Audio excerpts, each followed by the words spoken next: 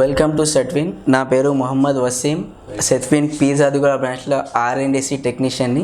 Refrigeration and air conditioning ఈరోజు మనకు చాలా ఇంపార్టెంట్ ఉంది. ఎందుకంటే ప్రతి ఇల్లు మనకు రెఫ్రిజరేటర్ అనేది కంపల్సరీ ఉంటుంది. ఎయిర్ కండిషనింగ్ కూడా చాలా మనకు యూజ్ అవుతుంది. కమర్షియల్ అయినా డొమెస్టిక్ అయినా ఎయిర్ కండిషన్ ఎక్కువ సిస్టమ్ ఉంది. ఇప్పుడు మన సెట్విన్లో ఇంతకుముందు R&D బ్యాచ్ లేకుండే రీసెంట్లీ నవంబర్ నుంచి స్టార్ట్ అయినాం. చాలామందికి తెలీదు. ఇంకా తెలియాలని మనం మీడియా తరపు నుంచి ఒక అడ్వర్టైజ్మెంట్ చేస్తున్నాం. R&D తీసుకుంటే మన లైఫ్లో చాలా ఉంది. ఇది జాబ్ ఓరియంటెడ్ కోర్సెస్. మన పెద్ద కంపెనీ ఇక్కడ వచ్చి మీకు జాబ్ ఇచ్చే అవకాశం కూడా ఉంటుంది. మన రెఫ్రిజరేటర్లో ఏముందంటే refrigerator repairing, gas charging, parts ఎట్లా చెక్ చేయాలో అది నేర్పిస్తాం. ఇంకోటి ఎయిర్ కండిషనింగ్లో మనకు సర్వీసింగ్ ఎట్లా చేయాలో, AC installation plus AC repairing, AC gas filling ఇవన్నీ ఇక్కడ చెప్తాం. మనకు బ్రీఫ్ ఉంటుంది. మనకు 2.5 hour బ్యాచ్ టైమింగ్ ఉంటుంది. 6 month డ్యూరేషన్ ఉంది. ఇంకోటి మనకు ఫీజు కూడా తక్కువ ఉంది. బయట మీకు కొంచెం thousands అట్లా ఉంటుంది. ఇక్కడ మనకు 1500 only for 6 months. 6 month during completion అయ్యాక మనకు ఎగ్జామినేషన్ ఉంది. ఎగ్జామినేషన్ తర్వాత సర్టిఫికేట్ ఉంది. ఇది కూడా గవర్నమెంట్ ఆఫ్ తెలంగాణ నుంచి ఉంది. సర్టిఫికేట్ వాల్యూ కూడా ఉంది. మీకు ఎవరైనా ఇంట్రెస్ట్ ఉంటే వచ్చి జాయిన్ అవ్వండి, ట్రైనింగ్ తీసుకోండి. ట్రైనింగ్ మంచి ఉంది, లైఫ్ ఉంది. ఇంకోటి మీకు జాబ్ వచ్చే ఛాన్సెస్ ఉంటుంది.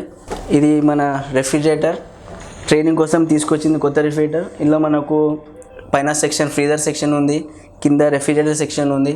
ఇలా మనకు పార్ట్స్ ఉన్నాయి. కొన్ని ఎలక్ట్రికల్ కాంపోనెంట్స్ ఉన్నాయి, కొన్ని మెకానికల్ పార్ట్స్ ఉన్నాయి. అవి ఎట్లా రిపేర్ చేయాలో, ఎట్లా టెస్టింగ్ చేయాలో, ప్రాబ్లం వస్తే ఎట్లా రిపేర్ చేయాలో, గ్యాస్ ఫిల్లింగ్ ఎట్లా చేయాలో ఇక్కడ వచ్చినాక అన్నీ నేర్చుకుంటాం. ఇంకోటి రెఫ్రిజరేటర్ మనకు కంప్రెసర్ ఉంది. కంప్రెసర్ పోతే ఎట్లా చెక్ చేసుకోవాలో, టెస్టింగ్ ఎట్లా ఉంటుంది అవి అన్నీ ఉంటుంది మన దగ్గర. ఇంకోటి నెక్స్ట్ వచ్చేసి మనకు వాటర్ డిస్పెన్సర్ ఉంది. వాటర్ డిస్పెన్సర్ ఎట్లా టెస్ట్ చేయాలో, రిపేరింగ్ అవి అన్నీ ఉంటుంది.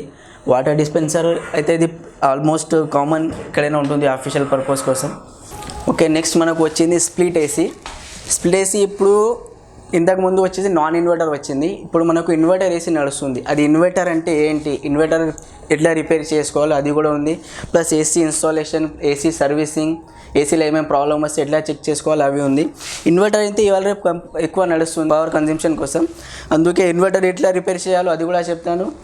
నాన్ ఇన్వర్టర్ అండ్ ఇన్వర్టర్ మధ్య డిఫరెన్స్ ఏముంది అది కూడా ఇక్కడ మనం తెలుసుకోవచ్చు. ఇది ఇంకా లైవ్ వీడియో కూడా చూపిస్తున్నాం ఎట్లా చేయాలో. ఇంకోటి మన దగ్గర కొన్ని ఏసీలు లేదు, models of AC. Split AC ఉంది కానీ టైప్స్ ఆఫ్ ఏసీ లేదు.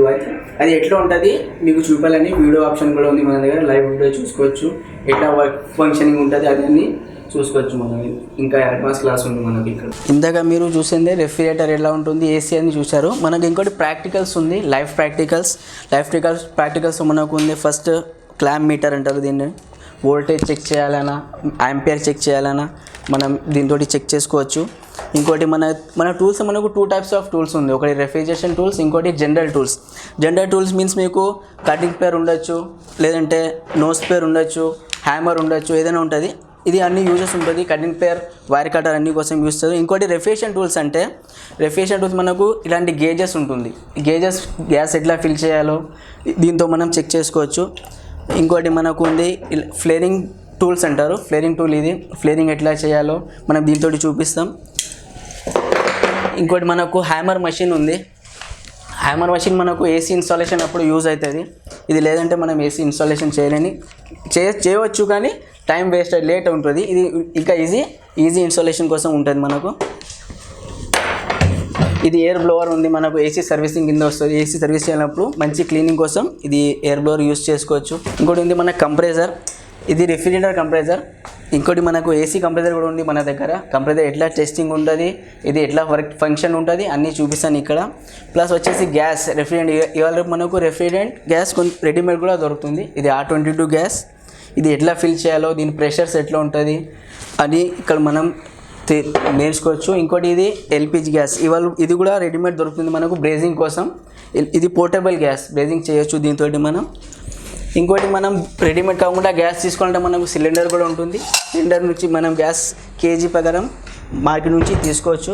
ఇది ఛార్జింగ్ లైన్స్. ఇది గ్యాస్ ఫిల్ చేయాలంటే కంపల్సరీ ఛార్జింగ్ లైన్స్ ఉండాలి, ఈ గేజెస్ ఉండాలి గ్యాస్ ఫిల్ చేయాలంటే. ఇంకోటి మన కాపర్ పైప్ ఉంటుంది. కాపర్ పైప్స్ ఇట్లా ఉంటుంది మనకు. ఏ కాపర్ పైప్ ఎక్కడ యూజ్ అవుతుంది అది కూడా ఇక్కడ మనం ప్రాక్టికల్ చేస్తే మనకు అర్థమవుతుంది.